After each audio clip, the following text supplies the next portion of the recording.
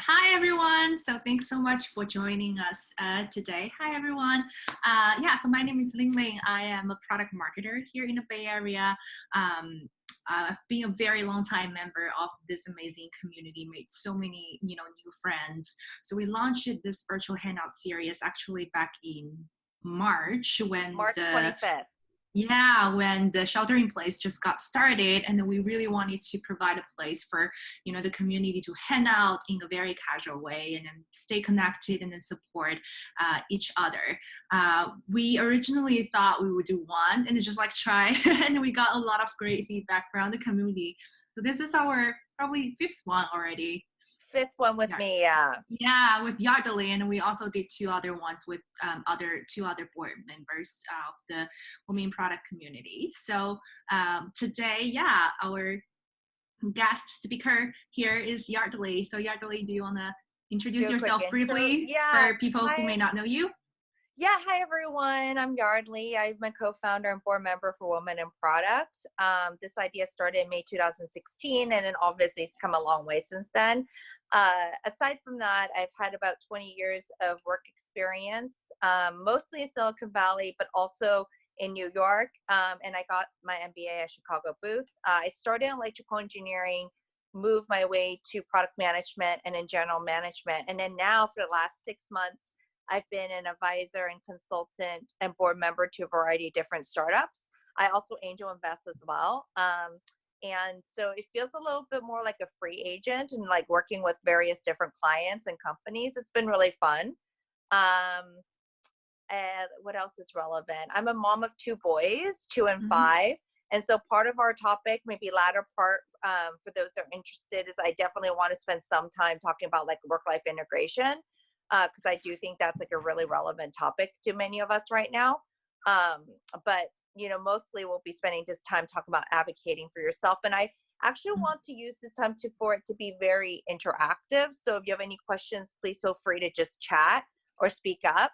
And at any time I'm talking about anything you want to chime in, feel free to do that as well, because I do think this is a community and we should be there for each other. Yeah, amazing. So if you're a mom here, feel free to let us know in the chat room. So we'll make sure we allocate some time to talk about motherhood and how to balance career aspirations with family. In a bit. So let's maybe start it with the topic about advocating for ourselves.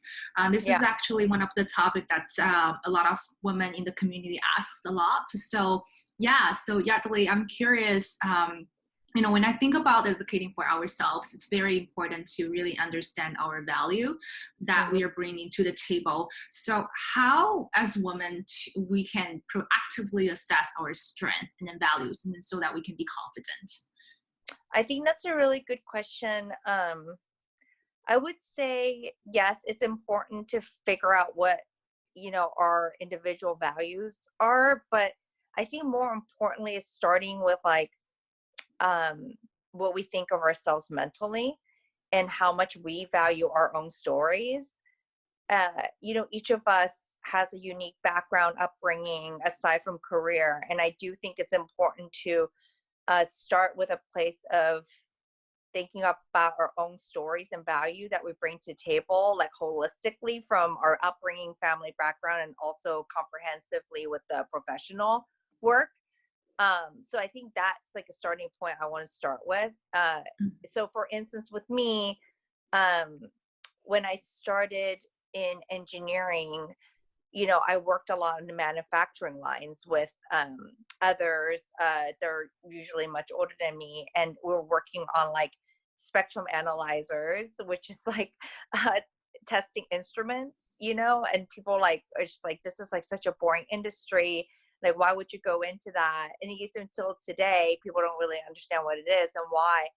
And my story and the value prop that I bring to the table is the fact that my family is from manufacturing. I grew up from a background of like the manufacturing business back in China. And I think that always intrigued me to go into that route. And that's why I went into it. And then also because both of my parents started small businesses.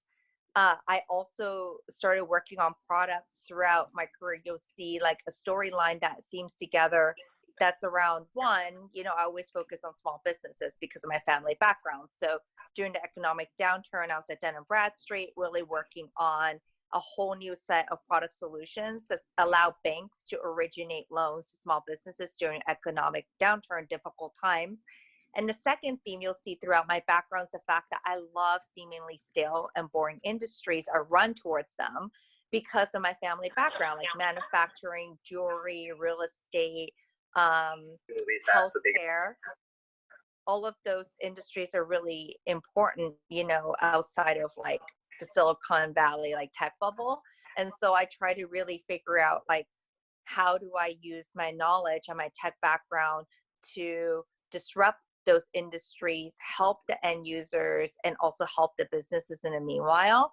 So then going back to your question about like value proposition, I really think it starts with like yourself and your whole story and believing in yourself, first of all, and then being then able to add on what you've learned professionally and academically onto that story is really important. That's amazing. Thank you, Yardley. So, actually, I'm seeing in the chat room that there are a few moms here. So, yeah, we can talk about that in a bit later. So, how can we in the workplace make our accomplishments, visible and recognizable, but without being seen as kind of bragging about ourselves all the time? I think that's kind of a Yeah. fine line that we all need to balance. Yeah, I think there's a very fine line between being arrogant and being confident, right? Mm-hmm. And I think that goes like for anybody. Um, I think the difference is the way your attitude is and also how you convey and position yourself. You can be fully confident in yourself and have a growth mindset and recognizing that you still have a lot to learn and that you are really trying to display what you're capable of, because you do need to do that.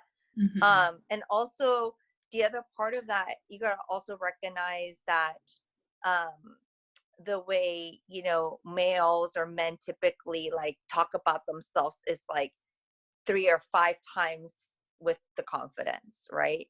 So I do think that you should, one, I would technically speaking suggest like practicing it with your friends. Like if you do an exercise where you're like, hey, let's like do a 30-second or 1-minute elevator pitch and let's see like, how you perceive what I just said.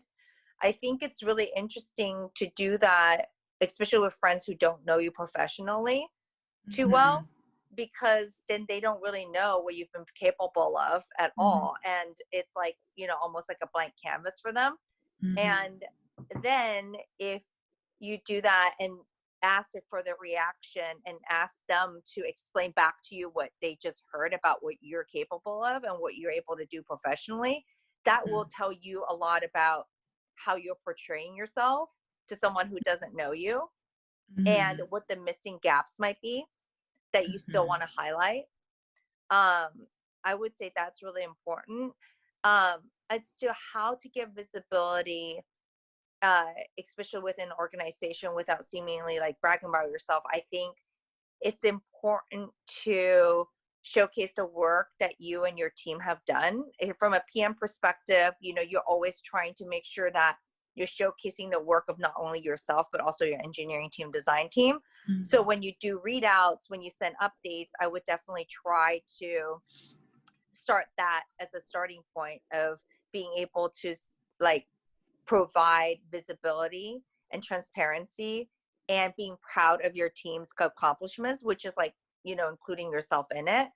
That's like a baby step. And then as you build towards like leadership roles or even wanting to showcase your accomplishments a bit more than you have before, start switching from the we to the I in places where it is really you that came up with the idea, or you fought for the team's like resources, or you really led the team towards like making trade-off decisions and being able to come to alignment. I think it's important to do that, especially doing job interviews. I cannot tell you how many times I've heard, especially in females, talking a lot about we, you know, when I ask interview questions, whereas I'm really looking for the I. What did you do? You know, I think we is nice because you do want to make sure that you're conveying teamwork, but Right. especially when you're interviewing, you need to showcase the I and what you particularly did as an individual and how you were able to make the impact, and tying some quantitative measurements to them. I think it's key. That's great. So I saw a comment here from Olga about a workshop made by Google about this exact topic called I Am Remarkable. Yeah, Olga, do you like to share a little bit with us about what's that workshop about, and then what did you learn?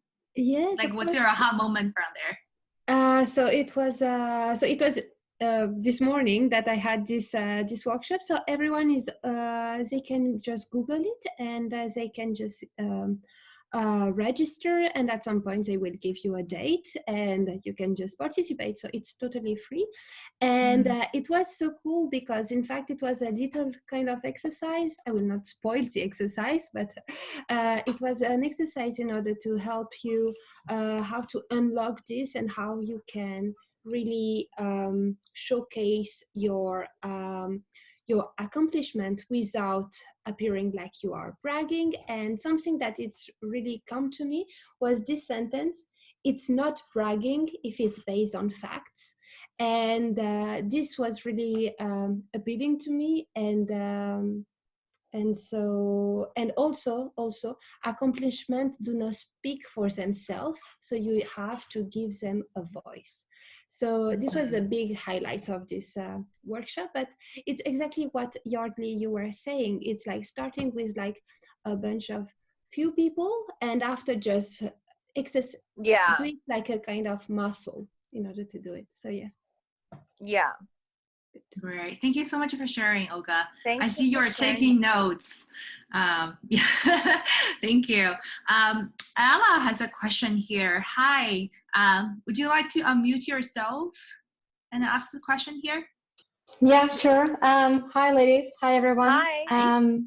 This is my third session, I think, and I really enjoyed them. So thank you very much. Oh, thank you. Awesome. From Dutch soil here. So I had a question, Yardley, when you were talking about your journey and connecting the dots and looking back, about the family that you came from and the value that you bring in addition to professional skills. That triggered me thinking of looking back on that journey and reflecting now. What advice would you give yourself, your younger self in the journey? Yeah, that's a good question. I think a couple of things. One is it's not a race, it's a marathon. I think when I was younger, I was always trying to think like, okay, how many years do I get to like this level? Like, when am I going to get to this? Like, and then try to measure my own definition of success based upon how quickly I can get to certain steps. And I was always like benchmarking myself to like maybe some really excellent like peers in my space. And looking back, I felt like, man, that was wasted energy, you know, because if I had only just focused on what really brings me joy and energy in what I do, and then what then skill sets I want to learn, and then mirror that with like long-term goals, then I will recognize like I can move at my own pace. Like there's no one that's going to have exactly the same path as me. And in fact, taking a differentiated path allows me to have a more unique story. So like, for example, right now, when I'm doing advising and consulting and stuff, and I have a lot of inbound, you know, people reaching out to me, is the fact that they know that I'm a product leader, but I have also owned P&L. And that I also love like seemingly very stale industries, and not afraid to like really dive deep onto the business side. That really differentiates me from like a lot of other product leaders, like potentially in the same like career level and or like in Silicon Valley, for instance. And I have learned to embrace that, you know. And then the second piece of advice I would say that I would give to my younger self is like spending more time to network, and get to know others that are my peers that are not working with. It might be, you know, out of the comfort zone for some, because like networking just feels like sometimes it's like very fake and like, you know, why am I going to purposely do that? But I have found very much like delightful people that I would have never crossed paths with in my career if I didn't really spend the time to network and like get to learn and know people. That might be in like law or like in investment management. It doesn't even matter. But these people that I've connected with and really enjoy meeting with, like they stretch my brains to think about things in different lights. And I feel like the breadth of my network now, whether it's like background industries, like geography, upbringings, has just been so rich and diverse that I just really, really am thankful, you know, because it does, like whenever I have like intellectually stimulating conversations with these people that are not like in Silicon Valley, or maybe like some that don't even know tech or whatever, like it's so interesting because there'll be like common threads that I find in how they think about problem solving or how they think about career pathing. And it just like helps me relate to like what I'm doing and what I want to learn in my everyday life. So those are like the two tactical things that I would give myself as like a younger version of me advice now. Yeah. So speaking of networking, I see a relevant question here in the chat room. I can't see your full first name. I can only see O. Hi. Sorry. Hi. Yeah, it's Spy. O is my middle initial. Yeah. Okay. I hear a lot people say, oh, you know, you should leverage your network, use your network to be able to like gain access to opportunities or find certain opportunities that you may not have been aware of. But I hear it a lot, but I don't know, how does one effectively leverage your network? You know, like how does that happen without one making it seem as though you're only leveraging your network to get something, and two, to be able to convey like what you can also bring to the table, even if you are looking for like some type of like position or something to put you into the next level.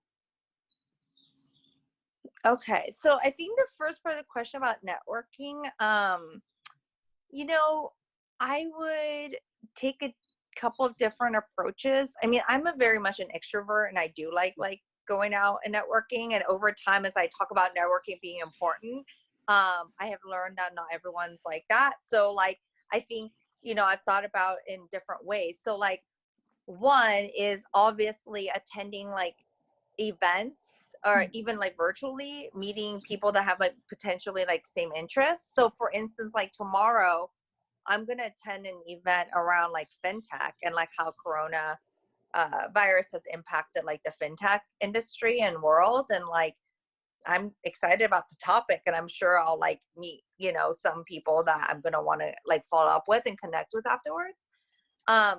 Two is like, there's certain like type of people you want to meet, certain skill sets you want to learn. That happens all the time. Like when people ask me like for, you know, for instance, like the other day, someone asked me like, you know, hey, I really want to learn like to become like a CMO. Like, do you know of like any really good like CMOs like that I could talk to, potentially like preferably women, you know?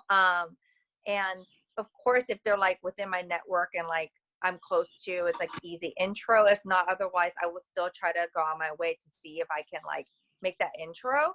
Like being crisp on your ask there, I think would be like important. And or like the third way is like really just say, hey, I want to go, like, this is what happened to me when I first started angel investing. I knew nothing about it. Like I've been an operator for so long, I didn't even like know. And I just like asked a few people, like, I want to start angel investing. Like, what does that look like for you? Do you know of anybody that's gone through this journey? Like that would be like, or like, you know, that would be willing to talk to me about it for like 15 minutes. I think people are usually pretty open to like just making intros and being able to like talk about it pretty freely. I think in that context is I wouldn't worry about like what would I give back to this person. I mean, I would just want to make sure like I'm honoring that person's time when I do connect, and it's like a very effective like conversation. Yeah. And then I always end the conversation with like, oh, what can I help you with? Like, what are you interested in? You know, and like I just try to ask that question. Sometimes the answer is nothing, but at least I offered, right? Yeah. In exchange for like time. And then I would say like that those are like some tactical ways that I would suggest just like thinking about like networking in general. I think it's harder when like your ass is like, and I've had this happen to me too, like where it's like some like people have definitely asked me like, oh, I don't know, like I haven't really spent time networking. Do you, like if there are any good events, can you just like ping me and let me know? But then I have no idea like what kind of events you'd be interested in. I don't know like what type of like people you'd want to meet, you know. So then it's just like a more blanket ask is harder to be actionable. So I would just like try to start with that.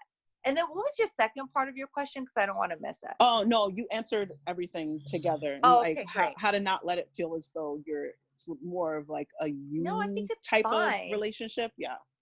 Yeah, I think you could just start with like, I just want like 15 or 20 minutes. Like I'll make sure like the time is effective, and then just end with like, is there anything like you're interested in like right now, like in your job? Like, is there anything you think I can help with? And then I think that's it. It's like pretty simple. Okay. All right. Thank you so much, Yardley. You're welcome. Thank you.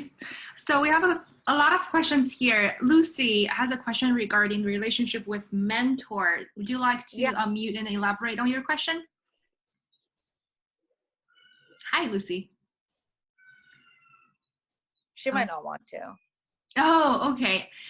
Yeah, so Lucy's question is, how does someone maintain a relationship with her mentor and mentee too? Yeah, I think that's a great question, because I definitely have I actually participated in a lot of different mentorship programs, and then some of my mentors are kind of high level, so usually have like a couple meetings with them. But then I was like, how do I keep in touch with them? Because I think their time is so valuable, and if I don't have like concrete things to ask for help, like why should I bother them? So that's a very relevant question. How would you do this? Say let's see.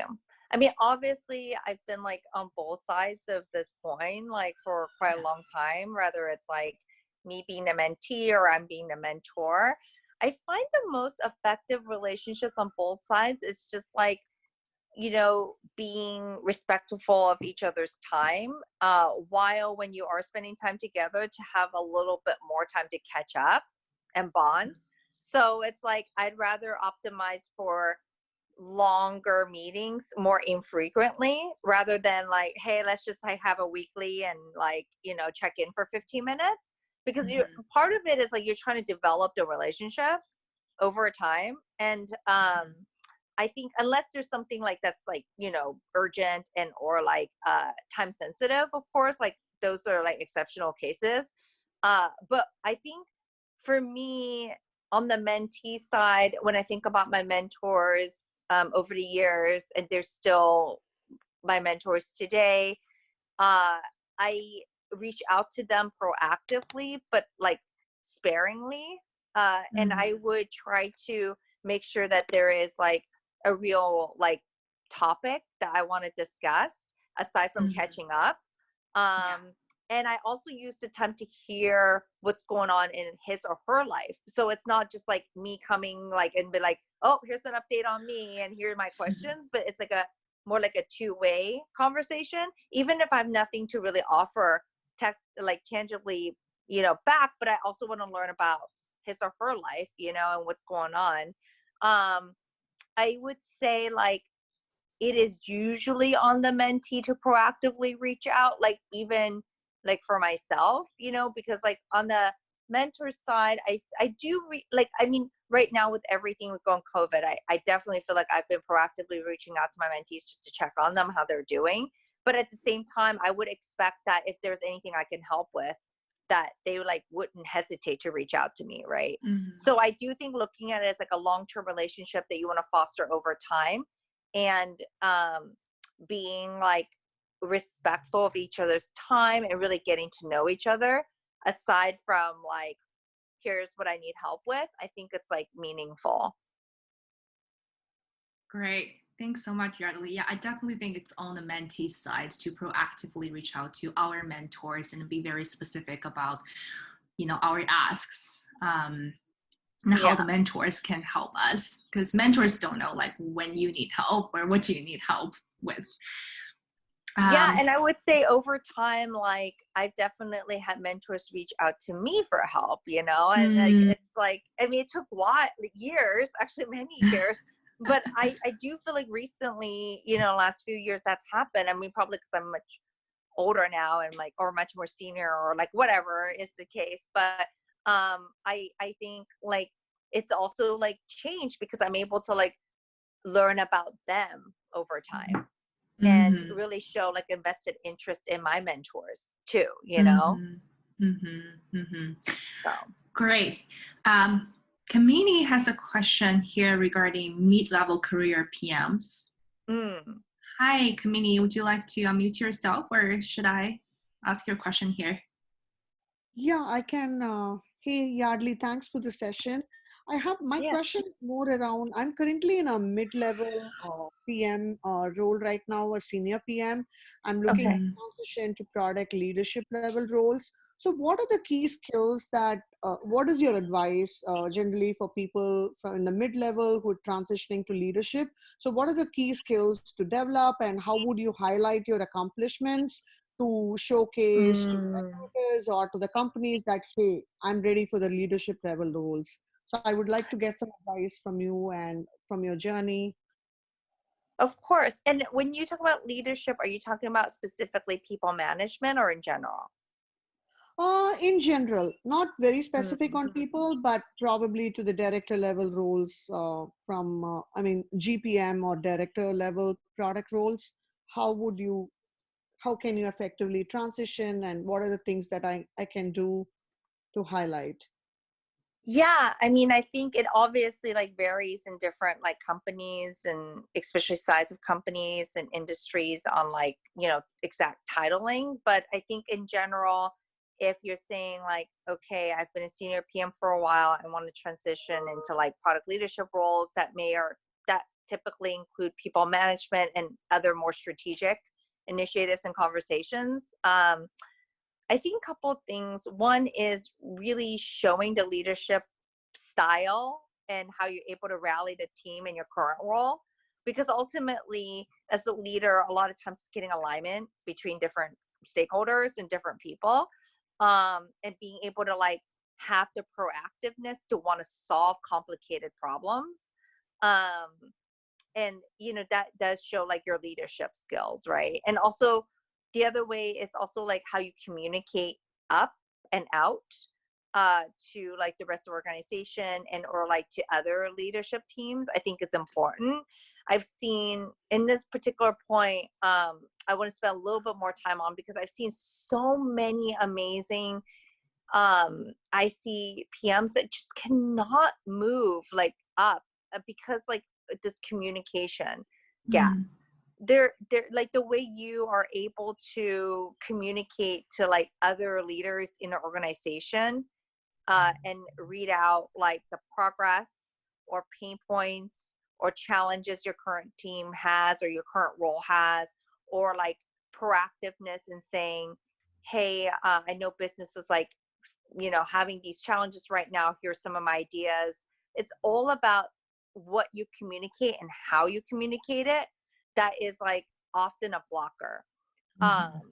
For instance, there is like one gentleman right now, like in one of the companies I'm working with, he's been a PM for a long time, very long time. And he is so good as an individual PM.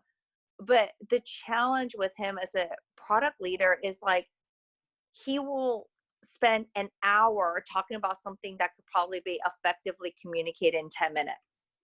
You know, like what are, like, he's not able to disseminate the information and boil it down to like a few points concisely, and then bringing up like, yes, it's a red flag, but here are some like mitigation strategies that I've come up with. Like, here are the major issues, but we can like scenario play this into like various different solutions. It's like almost he just comes to every meeting with a lot of talking points that will take up like the whole hour. It's almost like a spill out of information.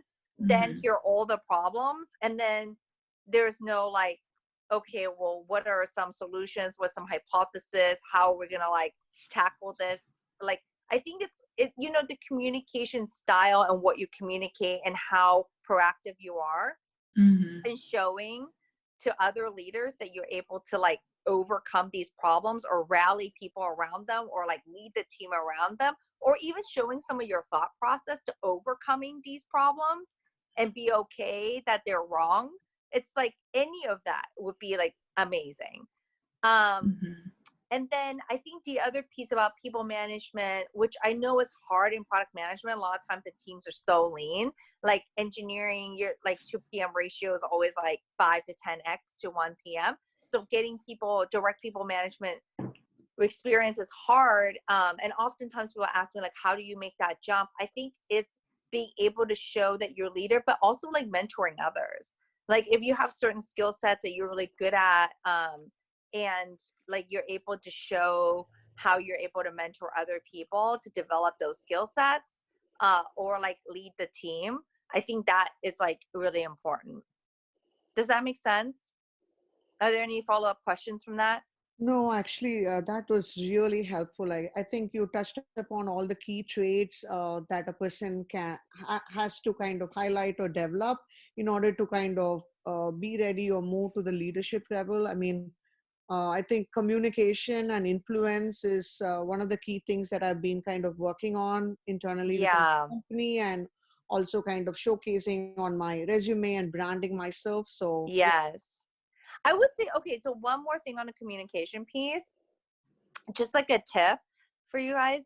It's like, if you're planning on sending an update, an email that's like super long, and like there's some like blockers, challenges, like help needed, I would like bubble it up to a few lines on top, like a TLDR, like things are good, here's where I need help with, read more for details. Like just surfacing up when you're like sending it to leaders is so important, because like time is of the essence. And like, you know, if you're able to just crisply, is that even a word? Concisely communicate like what the issue is, and then like have the rest of the email, it's just makes it so much easier to digest the information. And I very much on the receiving end appreciate this so deeply, because I'm a very detail oriented person. I'll read through everything, but if you're able to like bubble it up and just like don't sugarcoat things. Like if you think like there are things that's needed to be helped, is fine, but just bubbling up with a TLDR, like a couple of sentences up front, and then the rest, it's like goes such a long way to leaders. Thank you so much. Awesome. Thanks, Yardley. I'm seeing a somewhat related question here regarding how to get, Pranahita. Hi, are you here? Yeah, she's asking, when interviewing for new roles, she keeps getting IC roles at the top companies. Yeah, so would you like to unmute and then ask your question here? Sure. Do you guys hear me? Yes. Yeah, we can. So currently I'm already a director for a couple of years at Dell. I own P&L, $500 million business, all that good stuff, right? But awesome. Right. I used to be at Amazon and management consulting as well. So now as I try to move to one of the hyperscalers, what I'm getting is more of IC roles, and it's as if I have to trade my all my accomplishments for a lower role if I want to get into one of the hyperscalers. What's your thoughts around that? I've also received feedback from one of my ex-bosses who said, hey, why did you trade down, right? And I've seen that men don't typically trade down. They do a lateral or go up. But as a woman, I just want to be cautious, because I worked a lot to get where I am. Yeah. And I'm capable, right? Obviously, but Yeah. I'm down. So I'll pause there. Yeah. I mean, I would just love to hear, like, have you gotten any feedback from the interviews at all? Or any recruiters when you're like pushing back on like, hey, I'm not looking for individual contributor roles. Why are you guys considering me for it? So the one feedback that I got from the hyperscalers is that that's what we currently have. And typically we bring in directors as group managers or sometimes individual contributors, and then you can grow a team. I mean, this I got from Google directly saying Google. that's all I have Yeah. now. And we bring, so if you're a VP outside, Oh, as yeah. a director, but not otherwise. So the question, Yes, that's should true. I mean, I think Facebook, oh, sorry, what were you saying? No, please go ahead. Oh, I was saying that's true. I think Facebook, Google, like they're pretty flat. And definitely I too have experienced like, well, particular Google, and I'm sorry if anyone works for Google here, but this is my personal experience. So I'm just gonna openly share.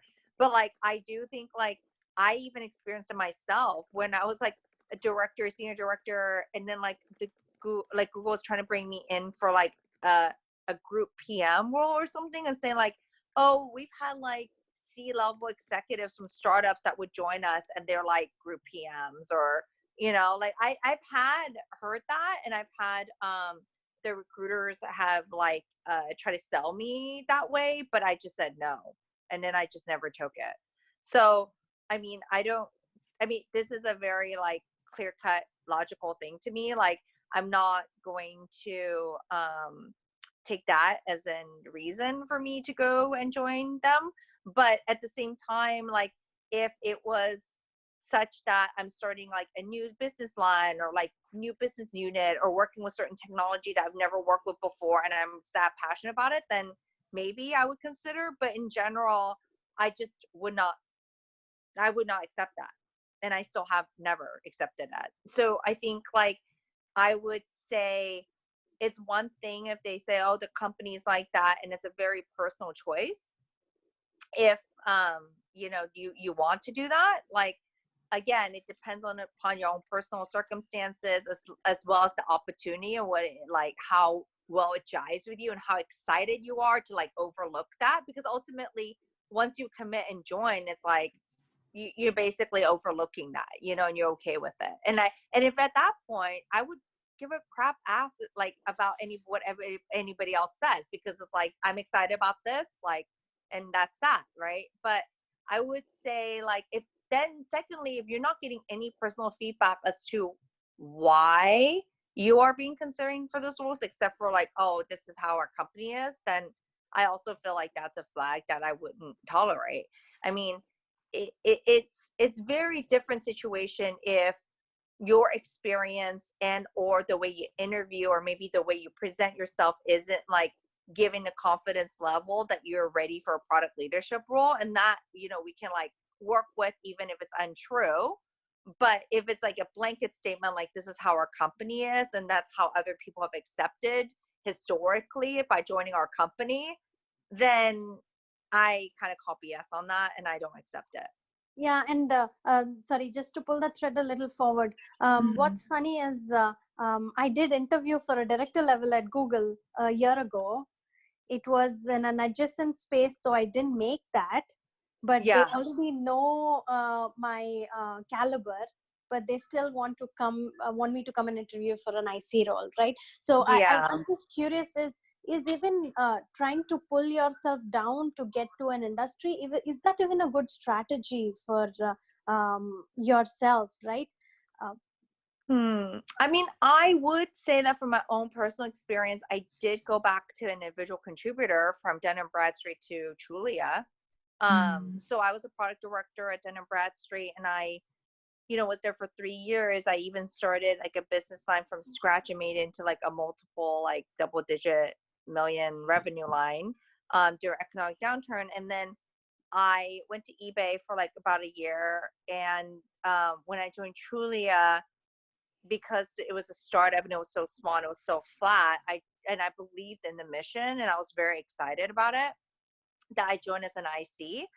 And in fact, my title changed from product director to, what was it, like senior PM.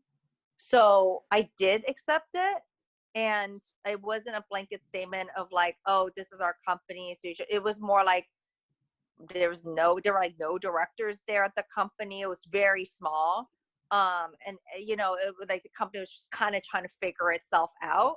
And so I just overlooked like the titling at that moment. And, everything was like, I mean, we went public 2.5 years after I joined, and obviously all the titles and leveling got all adjusted from there, and I was all good. But again, it was the opportunity that I was so excited about that I was like willing to jump towards. And there was no real people manager on the product side at the time. So I just felt like I also was like, okay, well, it's not like they were just trying to like get me into this role because that's all they had, but like really the company hasn't even really figured it out yet. And there was like a lot of growth potential, and things would change very rapidly anyway. So I was willing to take that opportunity. So again, I really think it goes back to the opportunity. What are you looking for next? And then like just not caring about what other people think. That's what I would say. Thank you. Thanks a lot. That's helpful. Yeah. Thank you. So Yardley, we only have about 10 minutes left. Maybe Already? I can take one. No. I know. Maybe we can take one more question here in the chat room, and then we can talk very briefly about motherhood, and then maybe save the motherhood topic for next session. Okay. So Jessie has a question here regarding, working for someone who you don't believe has your best interests. I love the fact that you really want to make it work, because I think that is the good mindset to have, to give it a shot and try. Yeah. I would try to structure it in a way where, one, you tell her that you want to have a career growth, like a career plan, and develop it with her and see what she says to that. Because I do think that once you have like a career development plan between your manager and yourself, and that it's like a project that you two work on together, and that you are then able to hold her accountable for certain milestones and certain things that you want to learn. And it becomes like almost like level setting and also a foundation for having these really meaningful discussions and holding her accountable and yourself accountable to check in and have those conversations. I think that would be a start. I think secondly, you can't really change anyone, like, or everyone, I would say, in terms of like how much you can influence them to go back for you. It's a very like personal decision. And I have found in my own experience that I've had cases like this too, where like there's one manager where I really looked up to him, and I actually joined a company because of him. And he just completely let me down after I joined because he was taking credit for all my work. And I was just so disappointed.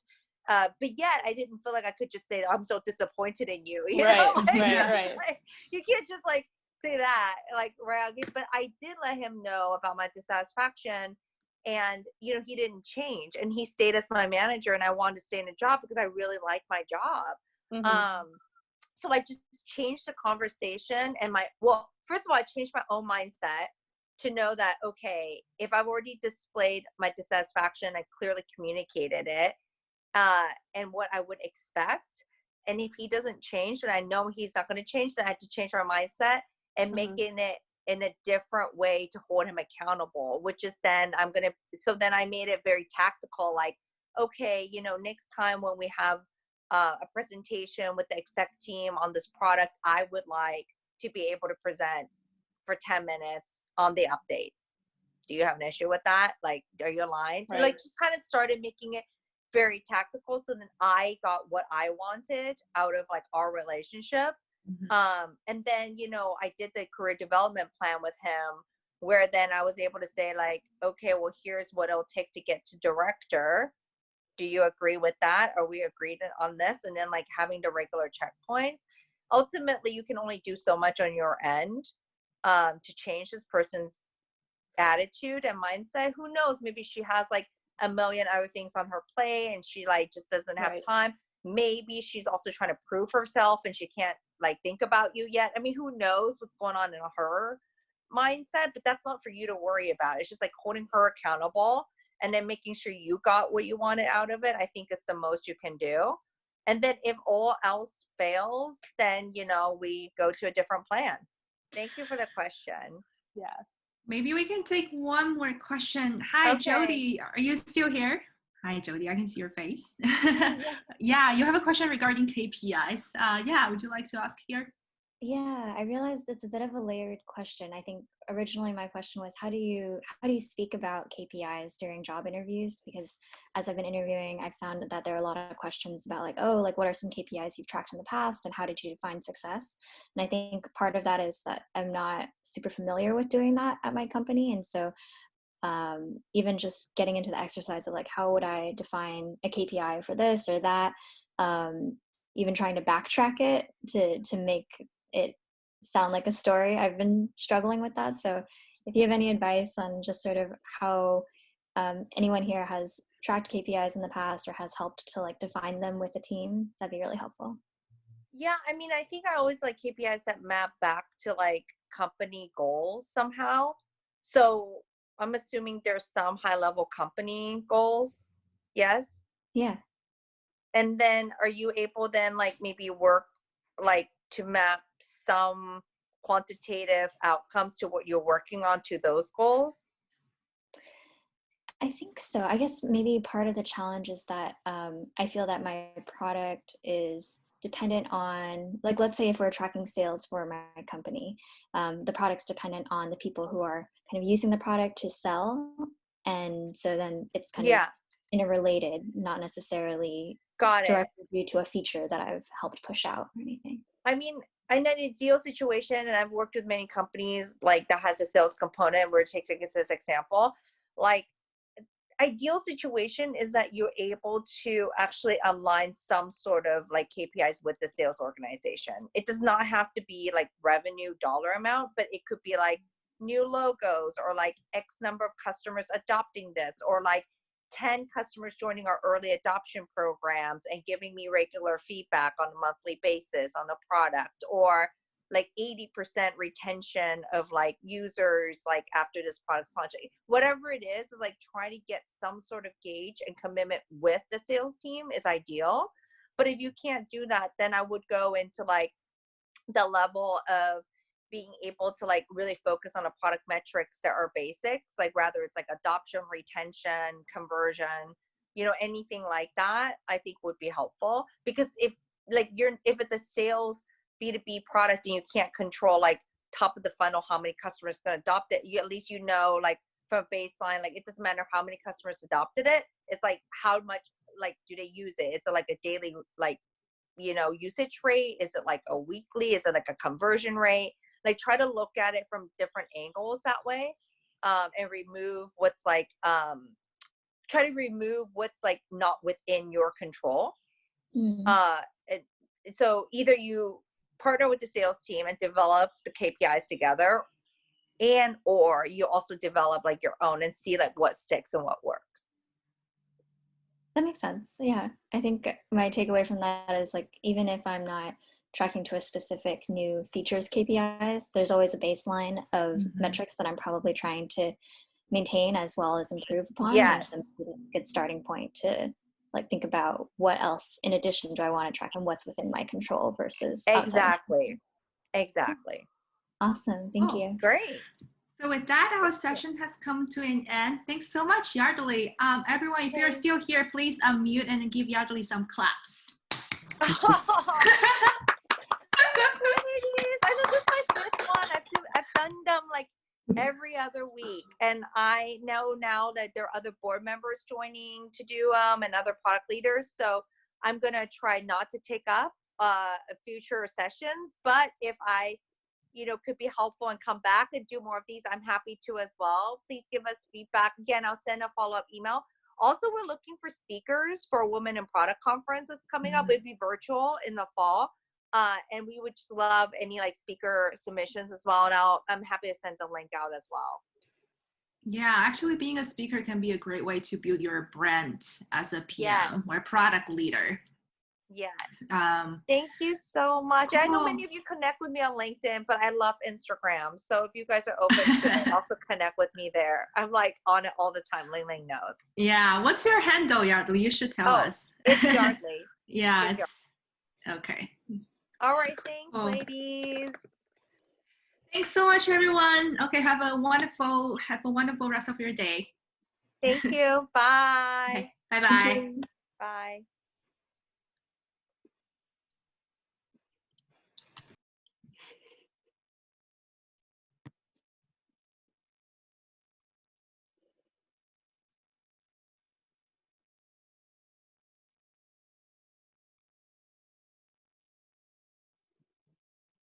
Rachel, I will stay for a bit. Okay, yeah. Yes, we will have another one on balancing careers and motherhood. Oh, she just left. Okay. Oh, sorry.